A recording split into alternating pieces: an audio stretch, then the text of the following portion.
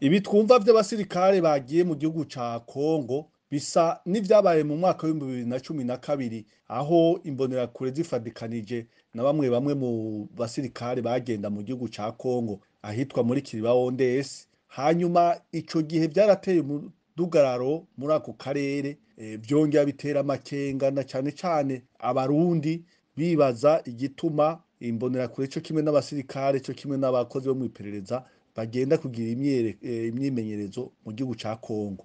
Iyo rero abasirikare bahisemwo kuja gukorera ibikorwa bimwe bimwe hakurya y'ubutaka bw'Uburundi, abarundi baribaza ico baba bariko barahiga canke ico bariko baritegurira, kuko uko biri kose ntibiba ari ibikorwa vy'amahoro, kuko turavye muri kahise iyo abasirikare bariko bakora ibikorwa nk'ivyo baba bariko bitegura ingwano canke baba bariko barakora ingwano. Iyo rero ingwano ibaye igakorwa n'abarundi bakayikora ku butaka bw'Uburundi canke ku butaka bw'igihugu kibanyi, bigira ingaruka mbi haba muri iki gihugu c'Uburundi canke muri ico gihugu bateye. Ku vy'ukuri iyo abitwaje ibigwanisho baba abasirikare canke iyindi migwi imeze nk'uko yinjiye mu gihugu bihana urubibe n'Uburundi, kiba ari igitero. Igitero rero gifise ingaruka mbi na cane cane ku mutekano no ku gateka ka zina muntu, kuko ivyo nivyo bivyara impunzi.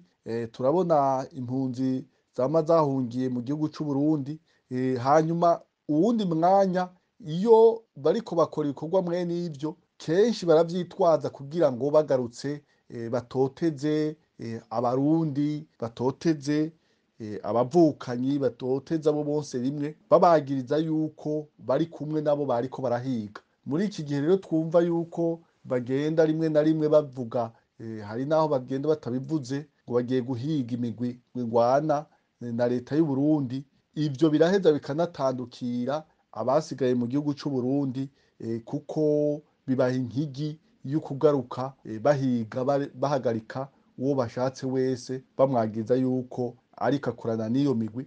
Ivyo bigatangaza kandi mu gihe leta y'Uburundi itemera yuko hari imigwi iyigwanya, hanyuma igihe naho hari imigwi igwanya igihugu c'Uburundi, ico kibazo gitegerezwa gutorwa bidaciye mu ntambara. Nta na rimwe intambara yamye ariyo iheza ibibazo vyerekeye intambara vyama bihezwa nuko abari mu matati bicaye hamwe bakaganira, hanyuma bagaheza bagatora umuti bumvikanye.